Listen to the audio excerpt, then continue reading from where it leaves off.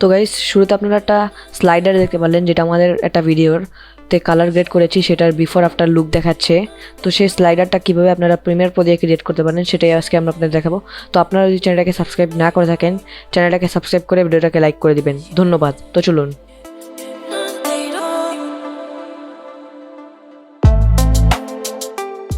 তো আমরা প্রিমিয়ার প্রোতে আমাদের একটা ভিডিও নিয়ে এসে পড়েছি। দেন আমরা জাস্ট একটা সিকোয়েন্স ক্রিয়েট করে নেব। তো সিকোয়েন্স ক্রিয়েট করার জন্য জাস্ট আমরা ভিডিওটার উপর রাইট বাটন ক্লিক করে নিউ সিকোয়েন্স ফ্রম ক্লিপে ক্লিক করব। দেন আমাদের সিকোয়েন্সটা ক্রিয়েট করা হয়ে গেল। তো আপনারাও একটা সিকোয়েন্স ক্রিয়েট করে নেবেন। সিকোয়েন্সটা আমাদের ভিডিওটার অ্যাসপেক্ট রেশিও ইউটিউবে যখন আপলোড দিব, কিংবা কোনো সোশ্যাল সাইটে যখন, কিংবা কোনো মাধ্যম দ্বারা যখন আমরা অনলাইনে আপলোড দিব, তখন এই অ্যাসপেক্ট রেশিওটা ঠিক রাখার জন্য আমাদের সিকোয়েন্স প্রয়োজন হয়। তো জাস্ট আমরা যে ভিডিওটার দ্বারা সিকোয়েন্স ক্রিয়েট করব, সেই ভিডিওটার উপর রাইট বাটন ক্লিক করে নিউ সিকোয়েন্স ফ্রম ক্লিপ দিয়ে দিলে আমাদের সিকোয়েন্সটা ক্রিয়েট হয়ে যাবে।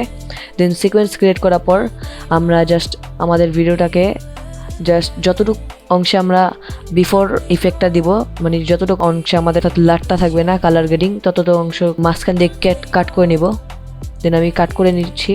তো দেখতে পাচ্ছেন আমি চাচ্ছি যে এই অংশটুকুতে, আমার এই ভিডিওর এই অংশটুকুতে লাটটা থাকবে না, এইখানে থেকে এসে এই অংশটার মধ্যে লাটটা চলে আসবে। তো সেটা করার জন্য ফার্স্টে আমাদের কাট করে নেওয়া লাগবে সেন্টারে ভিডিওটার। দেন সেন্টারে কাট করার পর আমরা জাস্ট ইফেক্টে চলে যাব। যদি না থাকে উইন্ডো থেকে ইফেক্টটাকে মার্ক করে দিবেন। দেন ইফেক্টসে আসার পর আমরা জাস্ট সার্চে যে লিখব উইপ লেখার পর আমরা স্ক্রল ডাউন করে ওয়াইপ থেকেই এই ওয়াইপটাকে বেছে নেব। তো জাস্ট আমরা আমাদের দুইটা ভিডিওর মাঝখানে এনে জাস্ট এরকম একটা আসবে, সেখানে আমরা ছেড়ে দেব। দেন ছেড়ে দেওয়ার পর আপনারা যদি চান যে আপনাদের স্লাইডারটার ডিউরেশনটা একটু বেশি হবে, বেশিক্ষণ ধরে এখান থেকে আপনাদের স্লাইডারটা যাবে, তাই আপনারা এখান থেকে যে এইখানে এসে এখানে দেখতে পাচ্ছেন যে ওয়াইপে এখানে আসলে একটা লাল কালার এরকম আসে, যা সেটাকে ক্লিক করে ড্র্যাগ করে জাস্ট ডিউরেশনটা বাড়িয়ে দিবেন এভাবে করে। তো করার পর জাস্ট আপনারা এই ওয়াইপে চলে যাবেন। দেন ইফেক্ট কন্ট্রোলসে চলে আসবেন। দেন ইফেক্ট কন্ট্রোল যদি না থাকে উইন্ডো থেকে আপনারা ইফেক্ট কন্ট্রোলসটাকে মার্ক করে দিবেন। দেন মার্ক করার পর এখানে দেখতে পাচ্ছেন যে আমাদের এখন যদি আমি ভিডিওটা প্লে দেই, দেখতে পাচ্ছেন কিছুই হচ্ছে না এখানে।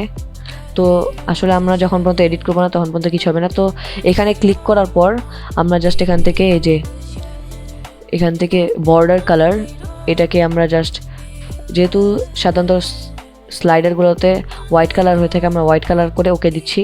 দেন এই যে এই বর্ডার উইডটাই হলো আমাদের স্লাইডারটার যে লম্বা দাগটা থাকবে সেটা কতটুকু মোটা হবে। তো আমরা আপনাদের দেখাচ্ছি, এটা বাড়িয়ে দেখাচ্ছি, দেখতে পাচ্ছেন বাড়ছে এটা। তো আমি এটাকে অ্যারাউন্ড 7-এর মতো 8-এর মতো রাখছি, 8.4 দিয়ে জাস্ট আমরা আর কিছু না করে আমরা আমাদের কালার গ্রেডটা অ্যাপ্লাই করব। তো অ্যাপ্লাই করার জন্য জাস্ট আমরা উইন্ডো থেকে লুমেট্রি কালারটাকে সিলেক্ট করে দিব। তো লুমেট্রি কালার আসার পর আমি একটা কালার গ্রেডিং এখানে দিচ্ছি। তো এখানে আমি অ্যাপ্লাই করব না, আমি আমার ভিডিওর শেষটার মধ্যে অ্যাপ্লাই করব, কারণ এখানে আফটার থাকবে আমার। তো আমি অ্যাপ্লাই করছি এখানে।